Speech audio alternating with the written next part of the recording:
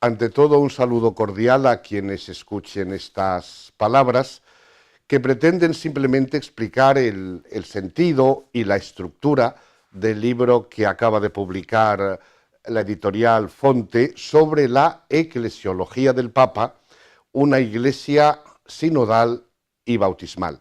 Y ante todo querría comentar las dos motivaciones fundamentales que me empujaron a escribir el libro, ¿no?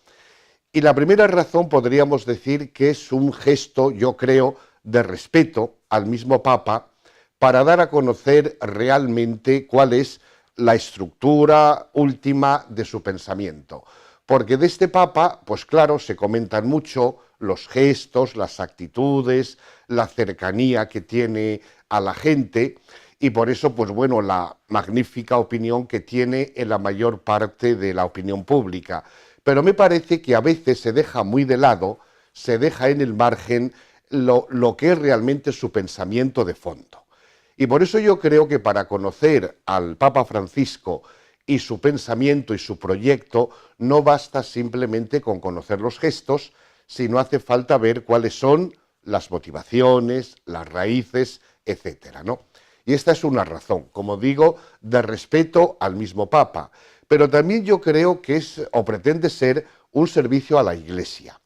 Porque cuando la Iglesia toma conciencia de que se encuentra en una encrucijada de cambio histórico, pues lógicamente hace falta ver cuál es el proyecto, los objetivos y las intenciones que tiene el que está ocupando ahora la sede de Pedro y por tanto quien está marcando el camino del futuro de la Iglesia.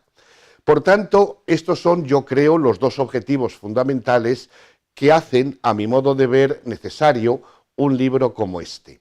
Y a partir de aquí ahora querría decir cuál es la estructura fundamental o cuál es el punto de partida y las coordenadas fundamentales de la eclesiología de Francisco, es decir, de cómo Francisco entiende la Iglesia y cuál es el camino o la misión que le señala.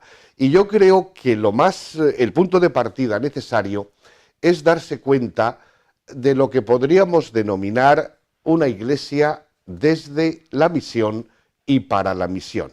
¿Y por qué? Porque el Papa Francisco se da cuenta de la encrucijada que hoy está viviendo la Iglesia en este mundo en el cual nos encontramos, ¿no? Una encrucijada que puede ser vista desde un doble ángulo. Por un lado, desde lo que pasa en el mundo, en la civilización, en la cultura, en eso que solemos llamar globalización, es decir, una dinámica cultural que domina nuestro mundo y que tiende en gran medida a convertirse en pensamiento único, a dominar la realidad entera, homogeneizando todo lo que existe y por tanto anulando las diferencias, las divergencias, la pluralidad, etcétera, ¿no? Es lo que el Papa Francisco ve reflejado en una novela que él alguna vez ha citado de Robert Benson. Curiosamente, este era anglicano, hijo del arzobispo de Canterbury, y se hizo católico, haciéndose sacerdote en la Iglesia Católica, y escribió un libro, una novela, que se titulaba El Señor del Mundo. Esta novela fue escrita justamente hace un siglo, pero de algún modo anticipa ese tipo de pensamiento o de poder que intenta controlar y dominar el mundo entero, y hoy vemos cómo realmente eso se ha ido haciendo realidad. Pero por otro lado, el Papa también mira a la Iglesia. Y en la Iglesia nos encontramos, por un lado, según el análisis y los juicios que él hace, nos encontramos, por un lado, con que en la Iglesia hay lo que él en algún momento ha denominado como el apagamiento o el desdibujamiento del entusiasmo misionero. Pero por otro lado nos encontramos en una Iglesia que es auténticamente mundial, que hoy día está la Iglesia en todas las partes del mundo y hay diócesis en todos los continentes y sobre todo en Europa estamos acostumbrados a verlo todo desde nuestros ojos.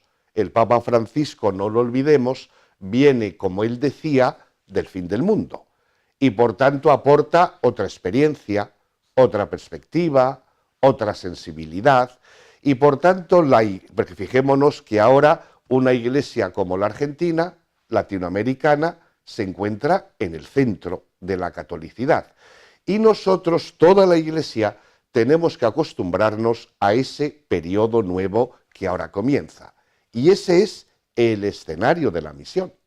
Y por tanto, la iglesia vive desde urgida y llamada por esa situación histórica y lógicamente tiene que aportar su testimonio en ese mundo que estamos viviendo. Por eso no puede ser más que una iglesia en salida, una iglesia que se dé cuenta de lo que está sucediendo, de cuáles son los mecanismos que mueven nuestro mundo, cómo eso genera homogeneización y exclusión de los más desfavorecidos, y una iglesia que es auténticamente mundial, una comunión de iglesias y que tiene que evangelizar ese mundo. Por eso yo digo que en primer lugar, la iglesia tal y como la ve Francisco es una iglesia que nace de la misión y para la misión. Pero luego esto tiene otra doble característica. Por un lado decíamos que es una iglesia bautismal. Y una iglesia bautismal, ¿por qué él pone el bautismo en el centro? Pues por un lado pone el bautismo en el centro porque es la celebración del acontecimiento salvífico por antonomasia. Lo que nos hace cristianos es el bautismo, que es participación en el misterio pascual de Cristo. Pero esto significa, por tanto, que todos en la Iglesia, en cuanto bautizados, tenemos igual dignidad y tenemos igual responsabilidad. Consiguientemente podríamos decir, esa misión que hace falta, o la llevan adelante todos los bautizados, por tanto, sobre todo los laicos, o la Iglesia no puede llevar adelante esa misión que ha recibido de su fundador, de Jesucristo, ¿no? Pero al mismo tiempo, la Iglesia de bautizados es una iglesia también plural, porque ya vemos cuántos carismas hay, cuántos movimientos, cuántas asociaciones, y cada uno tiene derecho a conservar su carisma, su peculiaridad, y de cara a eso es por lo que el Papa Francisco ha puesto en el centro la idea de una iglesia sinodal. Sinodalidad quiere decir precisamente caminar juntos, avanzar juntos, con la participación de todos, hacer un camino compartido en el cual todos nos escuchemos, todos reconozcamos que el otro tiene lo que yo no tengo, y reconociendo esta pluralidad y esta variedad, el Papa insiste en que todo tiene que ir orientado a la misión. Él habla de convergencia o de sinergia, que es poner las capacidades de cada uno al servicio de esa misión que brota y que arranca de la Trinidad. Porque también es importante observar que desde el punto de vista teológico, el Papa Francisco tiene una visión trinitaria de la Iglesia. Todo arranca del Padre, a través del Hijo que manifiesta el amor del Padre, y del Espíritu Santo, que es, como el Papa insiste muchas veces, el que crea la variedad en la Iglesia para reconducirla a la unidad, que es el servicio a la misión. A mi modo de ver, esto es lo fundamental de la eclesiología de Francisco. Y solo querría añadir otro aspecto, ¿no? Que hasta ahora hemos hablado de una iglesia bautismal y de una iglesia sinodal, ¿no? Pero la iglesia vive entre otros muchos grupos humanos que no son cristianos, religiones, ideologías, el Estado, las instituciones públicas. Y claro, él percibe que en ese mundo hay mucho conflicto, mucha tensión, mucha controversia, y en esa situación el Papa propone a la Iglesia como portadora de una cultura del encuentro, del diálogo, del reconocimiento de todos, de tal manera que esa actitud de la Iglesia, abriéndose al encuentro con todos, pueda servir realmente a cumplir el objetivo o el plan salvífico que arranca del corazón de la Trinidad.